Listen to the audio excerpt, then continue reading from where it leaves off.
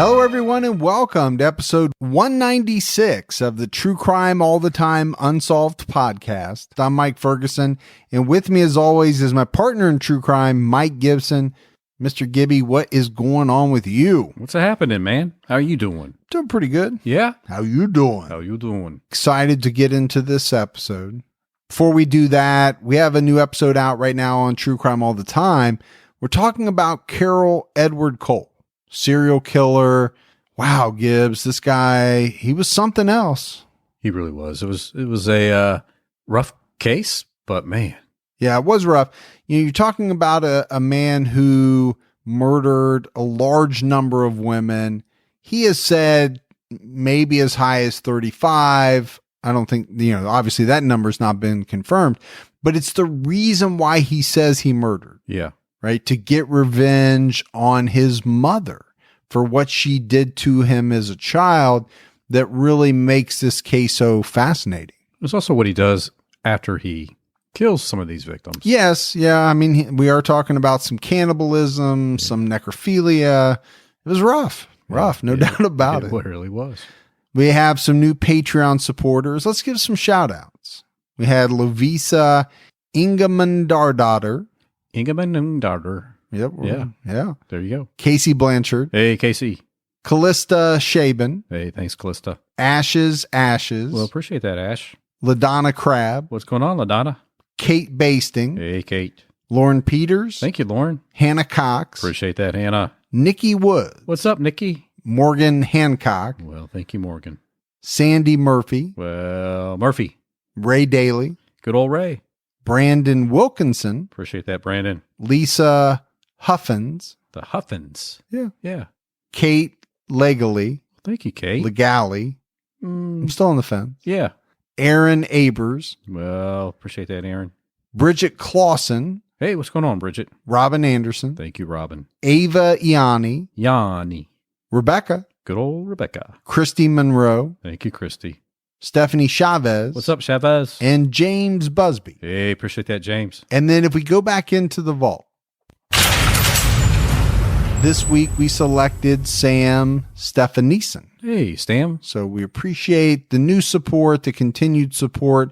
We had some great PayPal donations too. Daniel Javier. Appreciate that, Daniel. Kelly Duncan. Hey, Kelly. Linda McLean. Linda. And Julie Shantz. Awesome, Julie. So thank you as well. All right, buddy. Are you ready to get into this episode of True Crime All the Time Unsolved? I am. We're talking about the disappearance of 20-year-old Angela Marie Hammond, who was abducted in April of 1991 from Clinton, Missouri. It's almost 30 years later, and police still have no idea what happened to her. Before we get started, just a quick shout out to Lindsay Sklaric for her help in researching this episode. Angela Marie Hammond was born in Kansas City, Missouri on February 9th, 1971, to Chris and Marcia Hammond. In 1975, her parents decided to move to the small town of Clinton, Missouri. That's where Angela's maternal grandparents lived. In 1991, the town's population was around 9,000. Kind of small. Yeah, relatively small. I mean, I think that's still a town where, a lot of people are going to know each other's business. A lot of people talking at the coffee shop or the diner. There are towns that are much, much smaller than that. I think we had one in a recent episode that was 500-600. Yeah. Hell, you can't even step outside without somebody knowing it in a town that size. People know when you get your hair cut there. Exactly. But I think they moved in part because they felt it would be safer in this small town. Really, besides having a couple of factories, it was mostly farmland and farmers living and working there. Shortly after they moved, Angela's younger brother, Lauren, was born. But Angela's parents started having marital issues, and they eventually separated and then divorced. Her dad, Chris, moved to Olathe, Kansas, about 80 miles west of Clinton. And Marcia moved to a new home as well in Montrose, Missouri. Montrose was only about 20 minutes from Clinton, so still pretty close to her parents. And from everything in the research, Gibbs, it really seems as though Angela and her brother had a pretty happy post-divorce life with their parents. Which is good, right? I mean, because it's always good. There's a lot of times you hear the opposite. Well, absolutely, right? If two people who are married can't get along and they have kids, sometimes they let that split affect their relationship with their kids. Yeah. That doesn't seem to be the case here, at least from everything that you and I read. Obviously, it's always better if you can do it that way. Well, sure. Yeah. If you can keep the kids happy. I mean, you came from a divorced family, so. No, I did. And my parents got along reasonably well. Yeah. Well enough so that I never really noticed any animosity. And so that didn't rub down on me, which was a good thing. Absolutely. Her family and friends said that as Angela got older and was able to drive, she would cruise over to the town of Clinton a lot because, she had a lot of friends there. And I guess, Gibbs, she had a pretty nice 1987 red Ford Mustang to do all that cruising in. Be fun to do. Well, who doesn't like to go cruising? Especially if you got a little peppy Mustang. Yeah. Give me one. Let me go cruise it. Friends and family also said that Angela had an outgoing personality. She was fun-loving, and she was a very intelligent young woman. She was always very energetic. She was described as a little firecracker. Well, when you're 4'11". That was part of it. Yeah. Yep. 4'11", very energetic. Okay. You're going to get nicknames like Firecracker. Yeah. In November of 1990, 19-year-old Angela began dating 18-year-old Rob Shafer. Rob was a high school senior. He was also an all-star athlete with plans to join the military once he graduated high school. At this time, when Angela and Rob started dating, Angela was attending classes at Central Missouri State University, and she was also working at night for the Union State Bank in Clinton as a processor.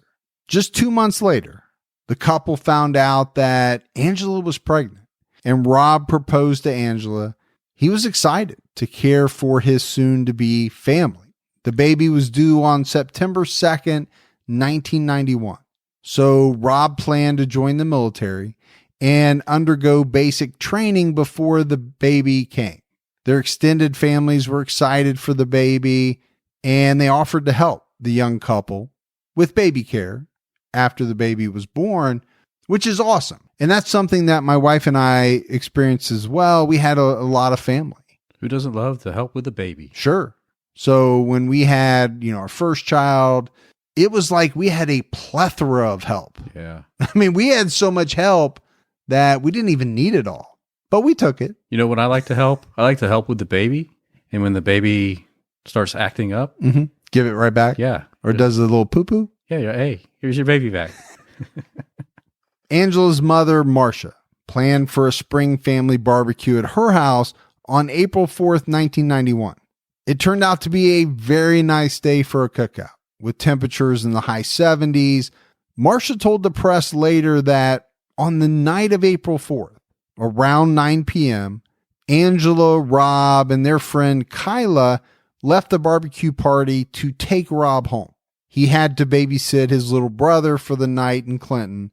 His mother told him to be home by 10 p.m. Angela was supposed to meet him later, around 11:30 p.m., once Rob's mom returned that night. After dropping Rob off, Kyla and Angela cruised around downtown Clinton, having some fun. Angela dropped Kyla off at her home around 11:15 p.m., telling Kyla she was too exhausted to hang out with Rob later, and she just wanted to go home, get into bed, and get some sleep. Well, she is pregnant. That's true. It's just sitting there exhausts you when you're pregnant. So Are you speaking from experience? Because I don't know where that experience is coming from. From what I understand and hear. Okay. Yeah. That's a good caveat to add. Yes. Unless you were involved in some type of twin situation like Arnold and Danny DeVito that I'm not aware of. Which, if it paid right, I would give it a try. All right. You are on your own on that. I watched my wife go through 2 of them. No, I wouldn't want to do that. No. You and I are not strong enough, dude. Men are not strong enough to go through that. Yeah. Women are way stronger than we are. I'll go ahead and just get my belly big the natural way. I'll eat it there. The way that it was intended. Yes. Kyla later said that Angela told her she was going to drive to a payphone nearby to call Rob to let him know that she would not be stopping by and instead was going home to sleep.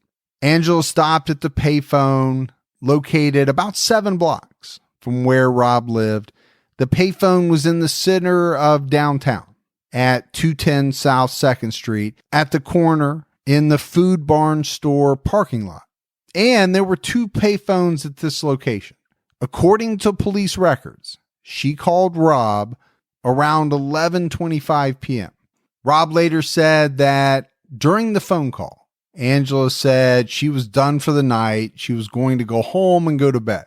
They talked for a little bit, and then around 11:45 p.m., Angela told Rob someone was circling the block in an old green pickup truck. And Gibbs, I think this is the first of probably many things that people dissect when they look at this case, the timing of these phone calls and kind of questioning, okay, if Angela was tired and she wanted to go home and go to bed, why was she on the phone so long? Sure.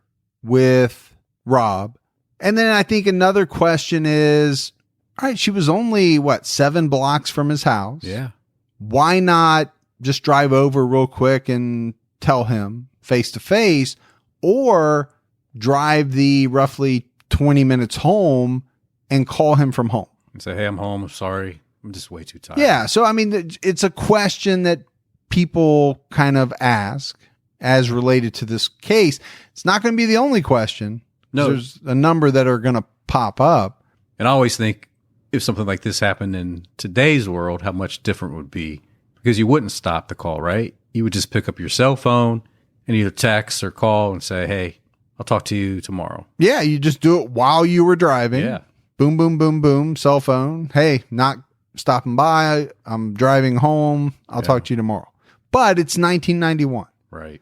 And I know for a fact I didn't have a cell phone in 1991. Yeah.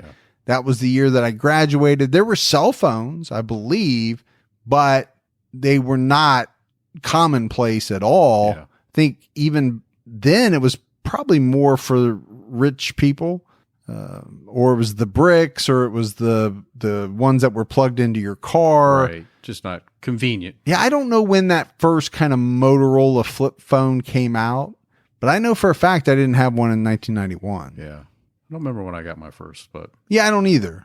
But I was a senior in high school in 1991, so I know I didn't have it. no, that was the least of your worries anyway.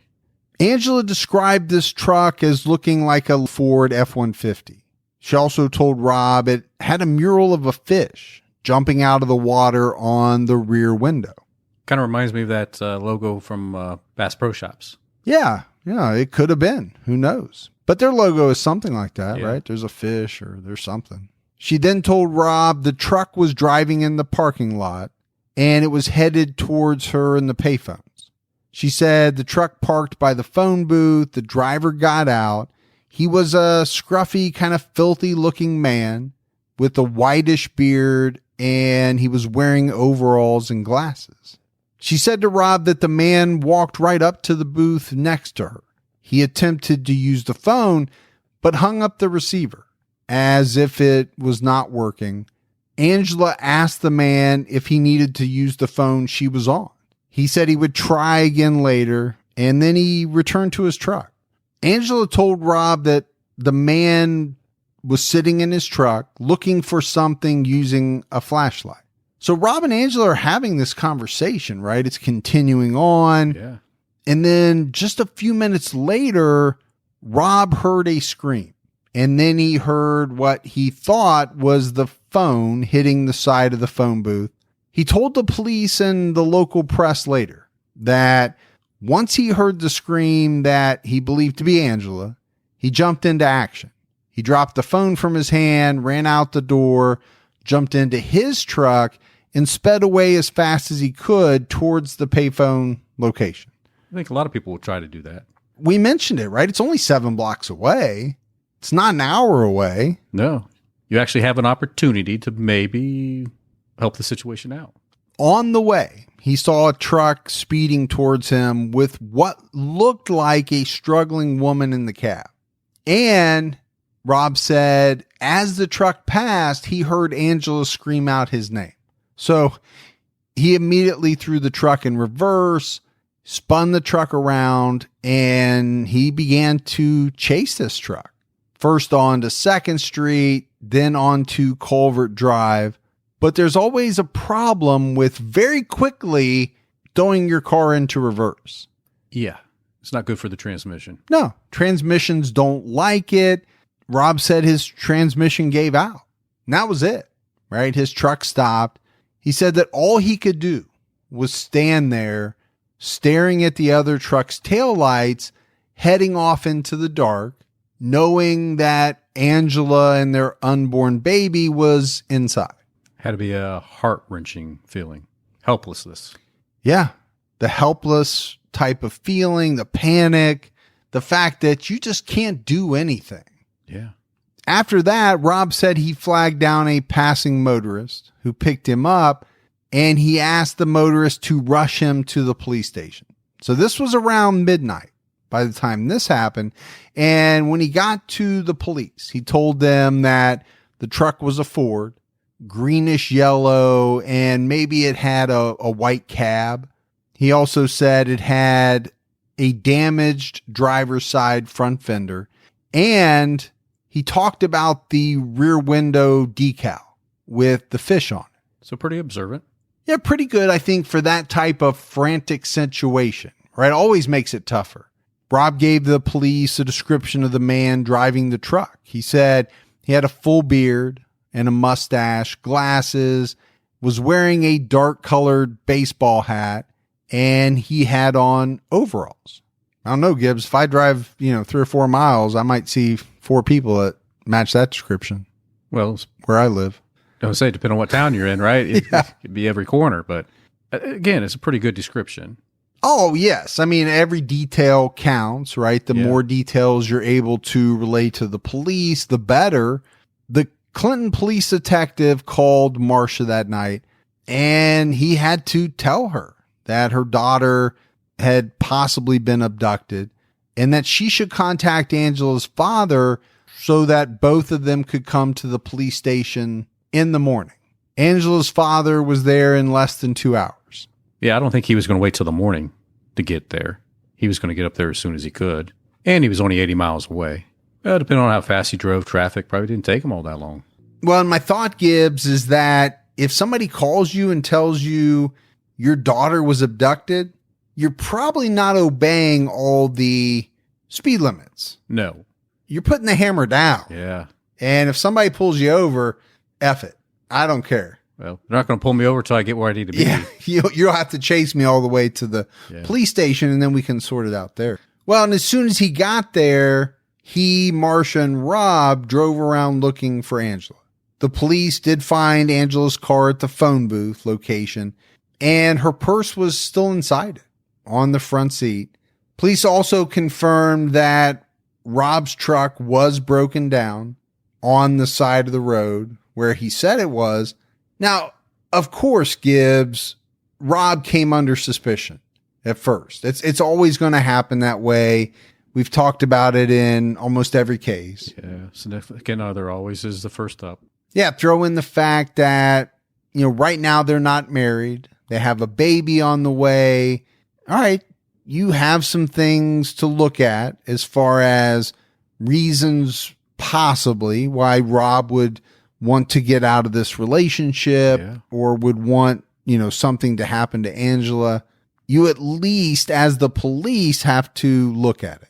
And I think to a lot of people, his story sounded strange, almost bordering on the point of unbelievable. This chase. Yeah. No one else saw it. There were no witnesses. as they were, kind of going through town. Now, granted, it was midnight or somewhere around there. Then you have his transmission going out at this critical moment, right? As he's giving chase. And he was really good with all these details. The color of the truck, the decal, what the driver looked like. But then he chased the truck for a while, but he never got the license plate number. So that was an issue for some people. How could you not remember what the license plate number was if you were behind it for a while? And I get that. Because you would look at the situation outside of the frantic chase that he's in and say, well, that's the most important thing. Yeah. Because that would be the thing that would most likely help police find out who owns this vehicle, which will probably be the driver. Yeah. And is the best lead to finding Angela. But like I said, in a very frantic situation. Yes. I always have to think about that because you don't know how you're going to act. You don't know how someone should act. You don't know how rational the thinking is when you're in this panic kind of stricken mode. There's no checklist to follow. No, I'm sure if he had somebody else with him and they said, hey, get the license plate number. Right. All right. I get that. But if you're just got the hammer down and you're chasing and yeah, he was just trying to get Angela back. Yeah, I get it why people would question it. But at the same time, you have to be careful because it's very easy to do the Monday morning quarterback thing and say, well, you should have done this. You should have done that. Well, we don't know what we would have done in that situation. You always want to think that you'll MacGyver it. You'll Jason Bourne it. Yeah. You'll make all the right split decisions, but in real life, it doesn't always happen that way. No. I can't believe I just compared MacGyver to Jason Bourne, but hey, MacGyver was a bad dude, man. yeah, he was. Maybe because I always think of MacGruber. Yeah. When I think of MacGyver now. Yeah, that is a much different character. Okay. I'll stick with my MacGyver. Now, Rob was interrogated several times. He was given a voice stress test and a polygraph test, and he passed both of them. He ended up being fully cleared after police were able to fully corroborate his story. The woman who brought him to the police station said she actually saw the truck while it was parked next to Angela's Mustang. Angela's mother, Marcia, and her friend Kyla never doubted that Rob was telling the truth. They knew that he loved Angela and their unborn baby. As the police investigated Angela's abduction, they had two witnesses come forward telling them that they saw Angela at the phone booth staring near what they described as a green 1969 Ford pickup truck. They also described a water scene mural on the back window. They gave a description of the driver as a man wearing a dark-colored baseball cap. He had a mustache. Later, other witnesses told police they saw the same truck and driver driving through town that evening, except they didn't see that the driver had a beard, but he had long hair, and they said he was in his late 20s to early 30s. So we do have some differing descriptions of who was driving this green truck. The descriptions of the truck are all very similar, but the descriptions of the man driving it, depending on the time, are different. Now, technically, you could have two different people driving this truck at the different times the witnesses are saying they saw them. Yeah. I just don't know how people can give that good of detail descriptions, because I could never do that. I know we talked about that before. I could look at somebody and the next day, I don't know if I could give that type of description. I just don't think I could. Really? Because I didn't find these descriptions to be all that detailed. Yeah. Well, I'm just saying, if I saw a truck driving around, I might look at it and, oh, there's a truck.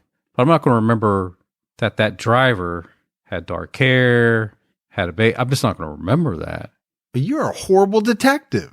Well, it's true. No, I get you. I mean, it definitely makes sense because you don't pay attention to details when there's no reason to pay attention to details. Right. And the problem is once you realize that you need the details, it's too late because the time has passed and you didn't pay attention. So in that sense, I understand what you're saying.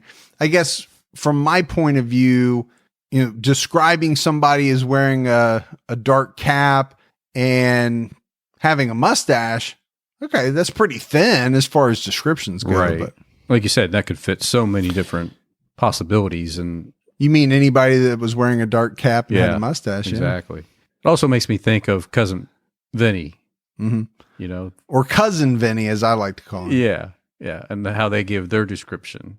Where he badgers that woman about how thick her glasses are. Yeah. Investigators contacted the FBI for assistance with this case pretty early on. The Missouri State Police also called in the Missouri Rural Crime Squad to search for the described truck in the DMV system. They ended up, Gibbs, with over 1,600 possibilities. It's a lot. It is a lot. They attempted to cross-reference and visit the owners. That's a lot of manpower. It is. But these leads didn't turn up any viable suspects. Angela's workplace, Union State Bank, offered a $5,000 reward, and her friends and family contributed $11,000 to make the total $16,000. The local state police and the FBI searched for Angela in and around the area. On April 8th, 4 days after she went missing, over 250 volunteers, along with the police, searched the woods and fields of the town of Clinton and Henry County, looking for the man, looking for the truck, but they didn't find anything. They didn't find the man. They didn't find the truck. They didn't find Angela. Rob stated to the local press, "I just want to find her. I haven't lost hope." Well, I hope not after 4 days. I mean, I get what he's saying. Right. But if you've lost hope after 4 days, then that's not a good sign. No. But he hasn't, so we'll go with that. The investigators ended up with over 500 leads over the next 6 months, but no suspects, let alone a person of interest. So that's a lot of leads. To not develop one person of interest? Yeah. Rob had committed to the military by that time, gone off to boot camp for the National Guard as planned. He had a tough time. His girlfriend, his unborn baby had been abducted. He had no idea if they were alive or dead. And that's a lot to handle as a young man. Well, and boot camp's a lot to handle. Yeah. And you put those two together, that must have been a pretty rough time. And I think, Gibbs, what would make it even more tough is you're 6 months on, and a lot of people around town by that point had suspected that they were most likely dead. And that's not, a speculation that is too far out of the box. I mean, 6 months is a very long time. It's a harsh possibility. Yeah. I mean, you're not saying for sure, but in the back of most people's minds, you have to begin to think if somebody hasn't shown up in 6 months, right, something really bad happened. So Rob went off to training. The communication with Angela's family kind of stopped. There was the occasional call now and then, but even Angela's mother, Marcia, told the Kansas City Star that it was time for the family to move on with their lives. But at the same time, they would never give up on Angela. No, but eventually you got to get to that point where you're like, we'll do everything we can, but we also have to move forward and live. Yeah, because I would think, for a long period of time, everything just stops, right? Your life essentially stops. Yeah. And the only thing that you're involved with is looking for your daughter. She told the paper, "I guess you think time will heal everything, but we're 6 months down the road now, and I'm still not any better. It's still just a roller coaster of emotions."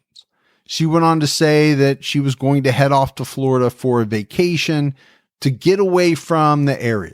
She probably wanted to get away so she didn't see everything that reminded her of her daughter in that community. Yeah, no, I understand that. And never having been in that situation myself, I would never tell a parent or never say a parent was doing the right thing, the wrong thing. I do think for me, though, it would be tough to leave the area knowing she could potentially still be out there. Yeah. Now, if there was some tip that said maybe she was in Florida, I'll go to Florida. If there was a tip that said she was in Puerto Rico, I'll go there. Yeah. But that's just me. I can't sit here and say that a parent is wrong for doing that at all. We've had it where people moved on and did other things. We've had people just need to take a little break. We've had it where I remember one case we had where the mom sat by the phone and never left that couch where the phone was. She just sat there day in and day out just in case someone called. And let's be honest, at a certain point, some of those behaviors are not healthy. Right. You're probably not eating. You're not taking care of yourself. And, that's the other side of the coin. Yeah. Yeah, you want to find your daughter, but you have to take care of yourself as well. Yeah. If you don't, you're not going to be able to help find your daughter. Yeah, both mentally and physically.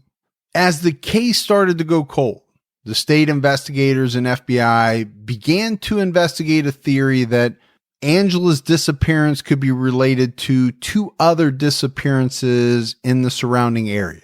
Trudy Darby of Max Creek and Cheryl Ann Kinney of Nevada, Missouri, both towns about an hour drive from each other. Both towns were also about an hour away from Clinton. So it's kind of maybe like a triangle type scenario, Gibbs. On April 8th, 1991, it was reported in the Daily Journal that FBI spokesman Jeff Lanza said the possibility that all are related is only a theory at this point, but one we are investigating. It was also stated that there was nothing definitive to connect to crimes at that point, but they deserve to be investigated. Well, at this point, they have nothing to lose. Yeah, they got no other leads. They got no suspects, no persons of interest. Trudy Darby was robbed and then abducted on January 19th, 1991, from the local convenience store in Max Creek. Max Creek is a small town. In 1991, they had about 500 people. So obviously much, much smaller than Clinton. Yeah. It was 2 days later when Trudy's body was found in the local river. The autopsy determined she had been sexually assaulted and then shot in the head twice. During the investigation, they determined that the suspect stole $220 from the store. During that night, Trudy was on the phone with her son, telling him she saw a suspicious man outside the store who she said was just wandering around aimlessly. Her son, being concerned, told her that he would drive up to the store to check it out. He only lived about 10 minutes away, but when he got there, the store was empty. His mom was gone, and her coat was left behind the counter. Alarming. Yeah, as a son, you're very alarmed that you were talking to her just 10 minutes ago, and now she's gone. Well, and the store also looked like it had been robbed. Which would add to the alarm, for sure. Trudy's case was investigated initially, but also went cold. Still, with the police and FBI looking into it again since Angela's disappearance, some of her family had hoped that some new leads would be developed. The other case police and FBI were revisiting was the disappearance of Cheryl Ann Kinney. She was last seen on February 27th, 1991. She was closing the convenience store where she worked when she was taken. The police found the store locked with her car parked nearby, but Cheryl was nowhere to be found. During the investigation of the three women, investigators told the press that Cheryl might have left on her own because they learned she was depressed over the loss of her mother, but at the same time, they doubted that she would leave her husband, her two children, and her recently widowed dad behind and just take off. Plus, she left her car behind. And according to her husband, she only had about $10 on her.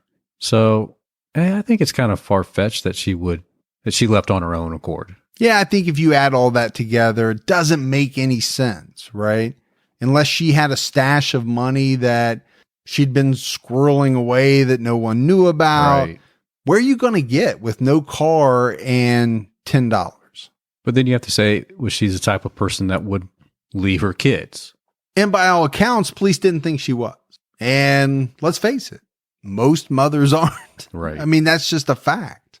The investigators were informed in December of 1991 that someone thought they had seen a young woman matching Angela's description inside a drugstore in Manitoba, Canada. The witness saw her leave the store and get into a pickup truck, then drive off. The Canadian RMP investigated this, but really nothing else came from it. And I think that happens quite a bit. Yeah. You know, when you talked about it's tough to think that you would remember details. Well, the flip side of that for me is I also think it's kind of easy to see someone and think that they look like a picture that you've seen on television or Sure. that's been posted. You know, false sightings happen quite often. I mean, there's many doppelgangers out there for everybody, right? I was up in Tip City when my niece called, and she was in Springboro in the hardware store, and I answered, and she said, "Do you see me?" I'm like, "I don't see you." She goes, "I'm standing in the aisle behind you." I said, "I'm nowhere where there's an aisle," and then realized that she saw somebody that looked like me, and she, being my niece, seeing me, you know, for 20 some years, thought it was me. Yeah. And it wasn't. So you can see how people can make identity mistakes. Yeah, and that would be a really good story if anyone listening knew where either Tip City or Springboro was. Yeah. Well, I thought maybe you would say, I was 40 minutes away. Yeah, exactly. That would have been easier. That would have been, it would have been more descriptive. Yes. But it still highlights your point. Yeah. In June of 1992, the state police and the FBI had another case to worry about, the Springfield Three. That case involved Suzanne Streeter, Stacy McCall, and Suzanne's mother, Cheryl Levitt, who all disappeared from Susie's home in Springfield, Missouri. Stacy's mother, Janice, was the one who discovered they were missing. Months later, Janice reached out to Marcia Hammond for advice, and the two of them became good friends. Gibbs, they shared something that most other people could never understand. They would never want to understand, but they were both thrown into this situation. Janice even told the Springfield News, "It's not a bond you want to have, but at least there's someone else going through this." And this Springfield 3 case, Gibbs, it's a big case. It's something we'll do later on Unsolved at some point. But I also understand what Janice was saying. I get that. It's a strange bond, but a needed bond.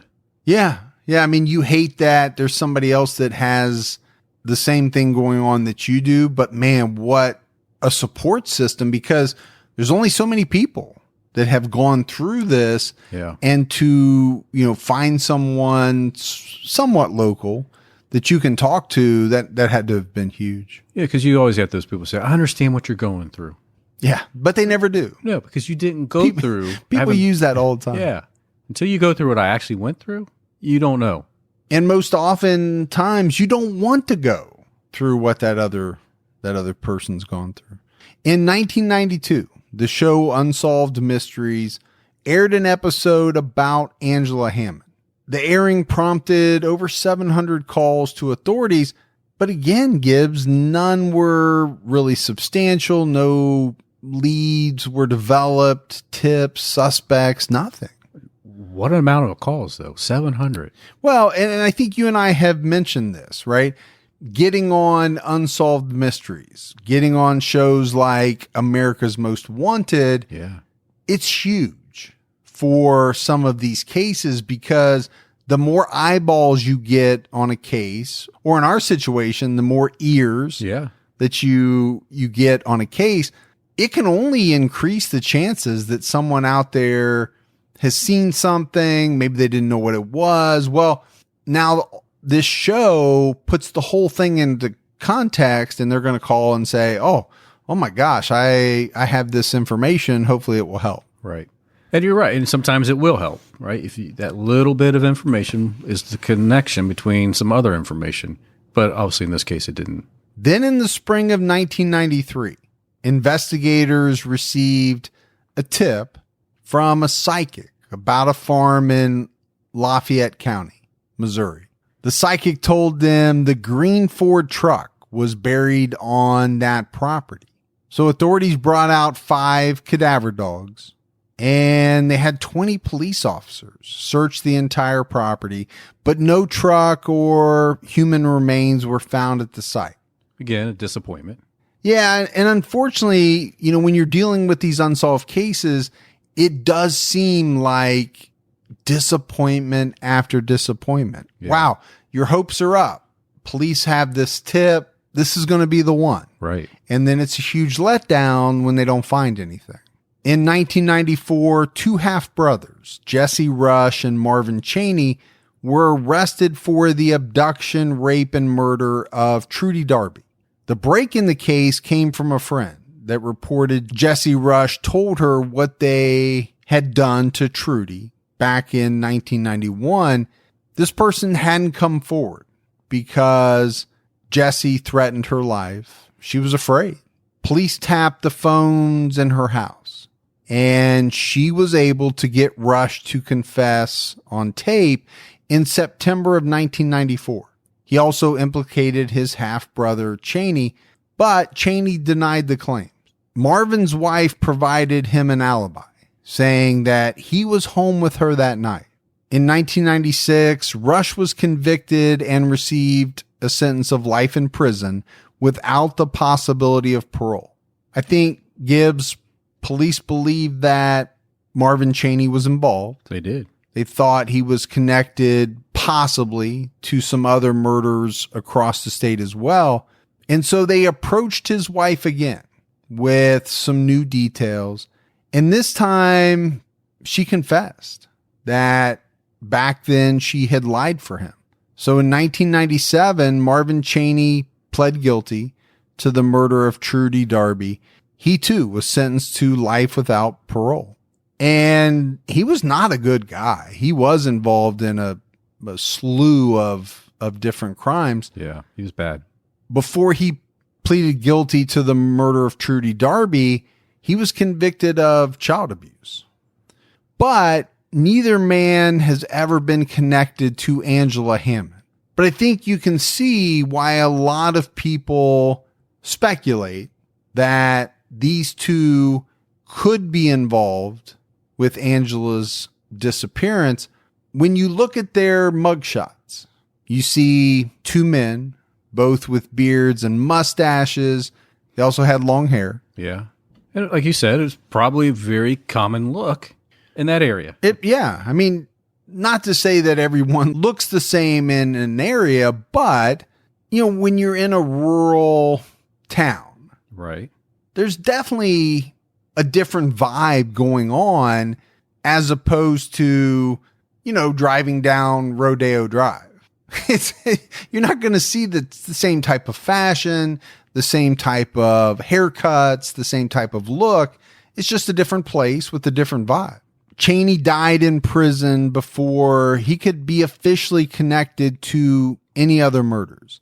But like I said, I do believe Gibbs, and police have stated this, they think he was involved with more murders, but there's nothing they can do now. Yeah, he's gone. Rush wrote letters to another inmate where he detailed crimes and confessed about some of the remote places he and his half-brother would dump bodies. But that in and of itself doesn't really prove anything. It doesn't help the authorities prove anything. No, unless they can go to those remote locations, actually find a body there, it's not going to help anything. Next, we have to talk about serial killer Kenneth McDuff. He was known to be in and around the area of Clinton, Missouri in 1991. and then moved to Kansas City in 1992. And this is a guy we haven't profiled yet on TCAP, but I'm sure we will at some point. I don't think there's any doubt, Gibbs. This guy was an active killer during those years before he was arrested and convicted in that area. But as far as I know, there's no evidence that has him in the area where Angela went missing on the night she went missing. But he fits that profile. He does. Unfortunately, there's probably quite a few people that fit that profile. You know, I think what's really tragic right now in this case, we already talked about Trudy Darby. Neither Angela Marie Hammond nor Cheryl Ann Kinney has ever been found. On April 4th, 2009, Police Sergeant Paul Abbott told the Springfield News that they were hoping technology could provide a break in Angela's case. Now, he didn't detail the evidence that had been preserved, but he did say they had several items that were being reprocessed. So they were hopeful they could develop some DNA profiles that could possibly be identified in the future. I think the problem for us is there just really hasn't been any updates on the DNA, but hopefully someday it will be matched. Yeah, I mean, it is highly possible based on other cases that we've covered in the past and recently, and they've been solved because of the DNA. On June 17th, 2010, Missouri Governor Jay Nixon signed a proclamation making June 17th Angela Marie Hammond Day. Rob still stays in touch with Angie's family. He got married and he had children, but he has said to a number of outlets that he still holds out hope. Someday she'll be found and that her killer will be brought to justice. If you have any information concerning this case, please contact the Clinton Police Department. It's 660-885-5561. So it's a tragic case, Gibbs. And then some of the other ones that we talked about that, you know, had tenuous links to it or tragic as well. You know, when it comes to the case of Angela Marie Hammond, the case is so cold and it's so old that, you know, we talked about DNA. Yeah. There's a good chance that at some point in time, they may be able to match that DNA and find out who took Angela. But in my mind, she's gone. Yeah, I agree with you. I mean, we're 30 years later. And more than 500 plus leads, 700 plus phone calls. And they looked at all the bad individuals in and around the area. And there was some really bad guys. But again, nothing to connect them to her. It's a long time, 30 years. Yeah. Now, but I get how family would hold out hope, and I would too. Sure. If I was in that situation. But just trying to be logical about it, 30 years is such a long time. Yeah. That I won't say there's no chance, but I will say the chances are very slim. I would think that she's alive. But there's a much better chance that through technology, they may be able to figure out who did whatever they did to her. Strong possibility. And at the very least, I would think identifying the person who caused this, that would be huge for the family. You know, bringing that type of justice, that's not nothing. No. That's a big deal. It is a huge deal. But that's it for the disappearance of Angela Marie Hammond. We got some voicemails, Gibbs. You want to check those out? Let's check them out. Hey, Mike and Gibby. This is Matt from Pennsylvania. I have been absolutely taken over by your podcast, True Crime All the Time and Unsolved. Helped me through the pain that was or has been the COVID-19 pandemic. And just wanted to let you guys know you're great. I sit and listen to you all the time while I'm working, and it really makes my time go by. I wanted to thank you for allowing me to listen and be a part of what you do. I also wanted to suggest an episode for the Unsolved. In the Philadelphia area back in 2005, 2 people went missing without a trace, dropped off the face of the earth. Danielle Imbo and Richard Petrone. It was investigated by the FBI, and there's a lot of speculation about what happened, including mob ties. So if you take a look at it, it's a pretty interesting case, and has kept the Philadelphia region real interested for the past 15 plus years. So I hope you take a look at this, and thank you guys again for everything you do. You're appropriately amusing, and always keep the victims in mind, which I think is great as a former prosecutor, and really enjoy your show. So continue the good work, and always enjoy listening to you guys. Stay well. Thanks. Bye. Wow, Gibbs, that's a lot of great kudos. We appreciate that, and a great case to check into. And like yourself, a former prosecutor. I can go after the Philly mob. Yeah, that case. Good luck with that. Yeah. Hi, Fergie and Gibby. This is Natalie from Indianapolis. I'm a newer listener. A coworker told me about you guys. Shout out to Taylor. I've been binge listening. I enjoy Unsolved too. I'm team both of you. It wouldn't be the same without your back and forth teasing and different opinions. Thank you for helping me get through the workday and making door dashing less boring.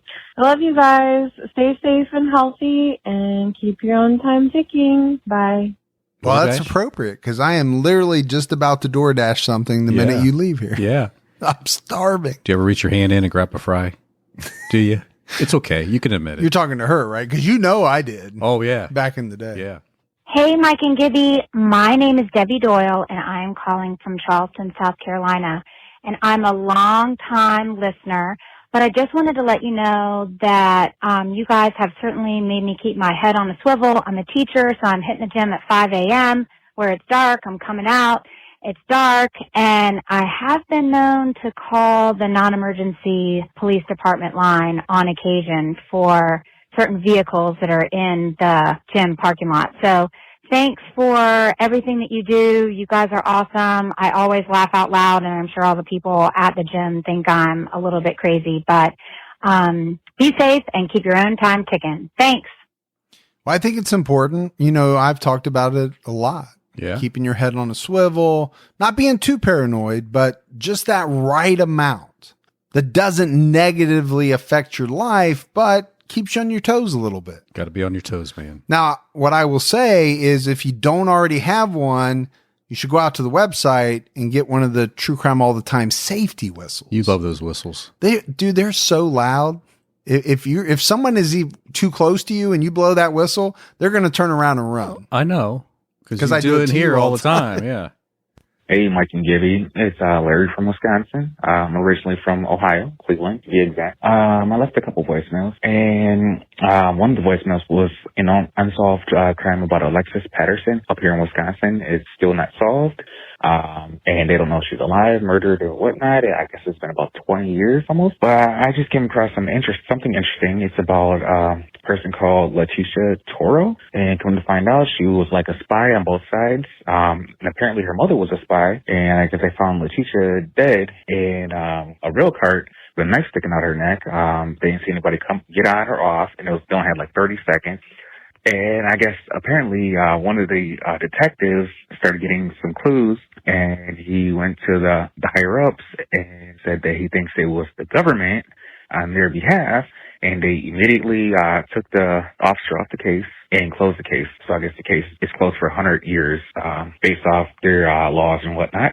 I think that's something very interesting. There's a lot of famous names in there as well. The Italian Mafia and the Nazis and whatnot. This murder happened in the 1930s. I think you should give it a look, and hope to hear my voicemail on the podcast.